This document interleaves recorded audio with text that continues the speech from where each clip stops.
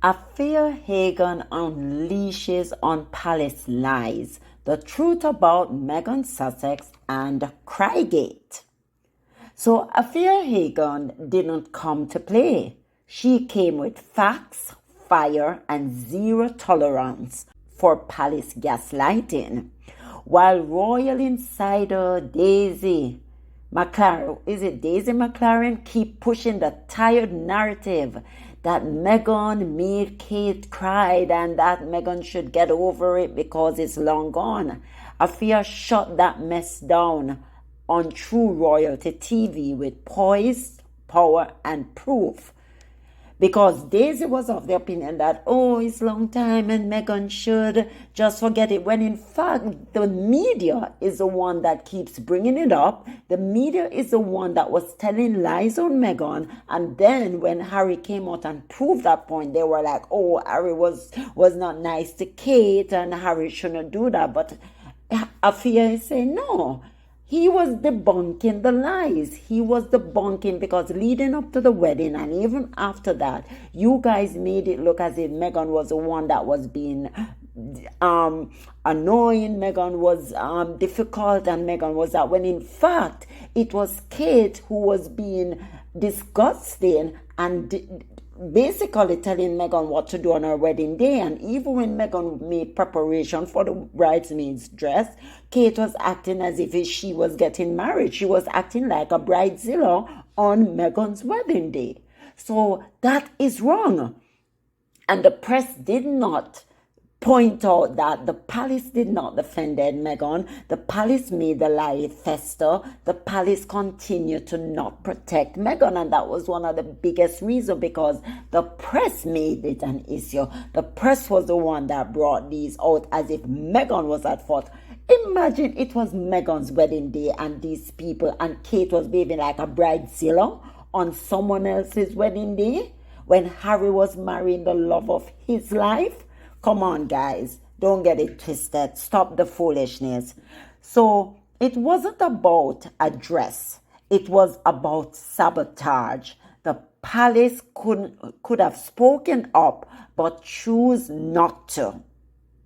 Let's unpack what really went down and why Afua's truth bombs left royal insiders squirming. That's Daisy. Daisy looked shocked because Daisy came on the this program and was behaving as if, oh, it was Meghan and Harry should just forget it. They were lacing, they were digging at William and Kate.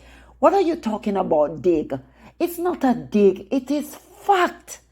So I'm going to play you the clip with Afua and Daisy and just show you the biases in what Daisy had to say, and how Afua turned that around and said, no, Daisy, that's not correct. What Harry was doing was protecting his wife and bringing truth to power. He was talking about the truth.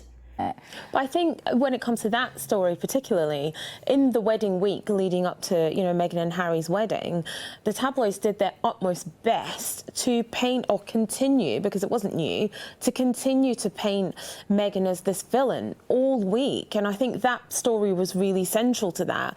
And then for Harry to say... And what he wanted was actually for the palace to go, do you know what, actually your narrative is wrong, and speak up for her. And he wanted her defended. Yeah, and that didn't happen at all. And so by him actually, telling the other version of the story and flipping the script was him defending her and him saying, actually, this is another opportunity, or this is the opportunity for me to fight back against all the stories that were told about them and for them to speak about themselves. The big shock also was the takeaways that from his take on what happened with Catherine and how what started out as a very positive relationship between him and her denigrated once Meghan came into play, and became very divisive, Daisy. Yeah.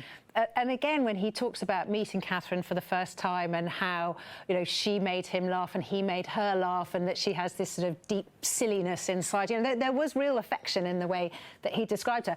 And then, even before the wedding, suddenly it's, and I wore the Nazi outfit and guess who encouraged me to do it? Catherine. And it's like, you can't resist putting these digs in all the way through. And then, of course, things came Although to a he head could argue later, that that's not a Meghan. dig, it's just a statement of fact, as according to his truth. Yeah. That, I suppose he wanted to share the blame Yes. on that one. He wanted to say, and it goes back as well to his case about William, is that he thinks that he was sacrificed so that William could remain the golden boy. But actually that moment, which shattered Harry's reputation, particularly in his own eyes, because I think actually the public forgave him a lot faster than perhaps he forgave himself. But his view is, well, William was there in the fancy dress shop and they were laughing about it. So why is he... But he was the only one who got the blame Why am I for being it. held accountable? Which is because a picture tells 1,000 words, and William wasn't in the picture, and neither was Kate. But that is, I think, the source of Harry's resentment on that particular point. He also completely flipped the narrative on what we thought had happened between... It sounds so ridiculous as grown adults discussing this. Who made who'd cry at the wedding rehearsal? I mean, every family has got a story like this, right? And most people go, oh, God, yes, do you remember that? But this has become huge, right? Yeah. And it remains something, we're still talking about it now. It's not what we expected. Suddenly, it wasn't Meghan's fault, it was Catherine's. According to Harry. And again, it is interesting, as you plot things through the book, this burning resentment has been there throughout Harry's sort of, from being a teenager, and then suddenly, it takes on a whole new life when Meghan's there. And certainly from his point of view, when Harry's explaining it, it's all about protecting the woman he loves, and it's all wrapped up into how he, felt that nobody protected Diana, his mother, and he's determined not to make those mistakes. So whilst which is understandable, right? Which is completely understandable from a mental health point of view, and he does talk about he talks in therapy speak a lot in the book. That was the other thing that really struck me when you read it cover to cover. You can tell how much therapy he's had and how it comes out of him in the language he uses.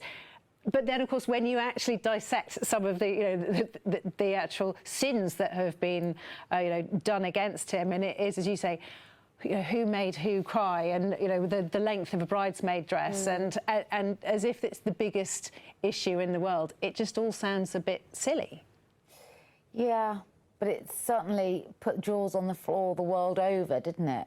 But I think when it comes to that story particularly, in the wedding week leading up to, Meghan and Harry's wedding, the tabloids did their utmost best to paint, or continue, because it wasn't new, to continue to paint Meghan as this villain all week. And I think that story was really central to that.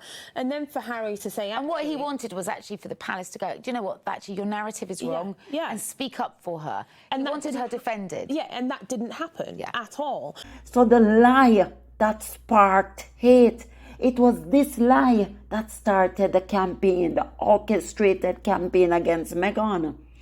Let's rewind, guys. The infamous Meghan made Kate cry headline exploded across tabloids in 2018, just before Harry and Meghan's wedding.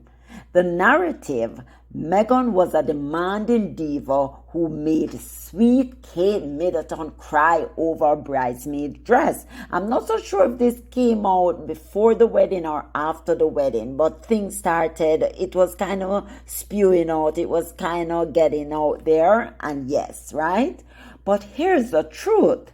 That never happened. Meghan told Oprah in 2021, quote, "The reverse happened."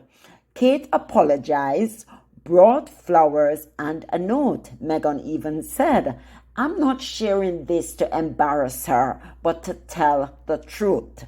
So why didn't Kensington Palace correct the lie? Afua Hagan explained it bluntly. They didn't want to embarrass the future queen. Let's be clear and let's be real here. This wasn't about one emotional moment between women. This was about an institution choosing to let a black woman be vilified in the press for years because the truth wasn't convenient. Afua Hagan called out the game. The palace chose silence. Why? Because sacrificing Meghan protected Kate's image. Right? The royals needed a villain. Yes, the victor and the villain, right? It's always about that. And Meghan became that by design. You see what went on? You see how this whole thing was orchestrated, how it all started out? Crygate was the entry point to years of global abuse. The media used it to paint Meghan as cold, cruel, and calculated. It fueled racist commentary, death threats, and online hate. When Meghan asked why no one corrected the false story, her team was told it would make Kate look bad. Afua's reaction, they left her to hang. Right? That moment should have been a turning point, but instead of correcting the lie, the palace doubled down and Meghan suffered the consequences. So now they just want to say, oh, kumbaya, let us all forget it. Let us all forget that it was actually Kate who was being a disgusting, difficult person on another woman's wedding day. Let us all forget it. Let us say kumbaya and move right along.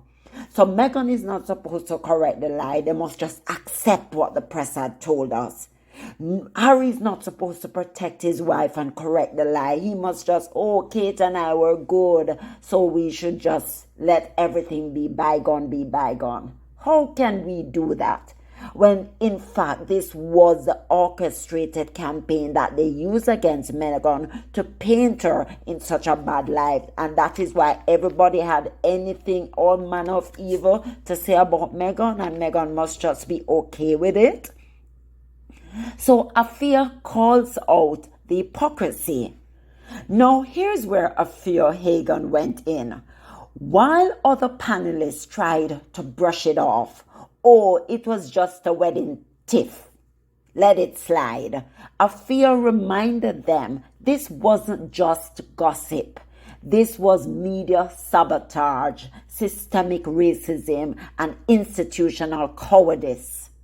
The same media that profited from demonizing Meghan now wants us to move on? Absolutely not. Not without accountability. You can't gaslight the public anymore. We are tired of it. Harry spoke, they ignored him. When Prince Harry released Spare, he confirmed everything. He told us who actually cried. He exposed how William and Kate fueled false stories. And he shared how his brother laughed with him in the costume shop. That's the one. Then let him take the fall for the Nazi scandal. Still, the press twisted the focus onto Meghan again. But Afua didn't let that slide. She reminded us the villain edit wasn't written by Meghan. It was assigned to her. Afua Hagan didn't just shut down Crygate. She exposed the pattern of how the monarchy protects its image at the expense of its truth tellers, at the expense of its own. They eat. It's like eating each other. As Meghan say, she was thrown to the wolves. She was left on her own. They did not protect her. They promised that they would protect her and they did not. Meghan asked for one thing, protection.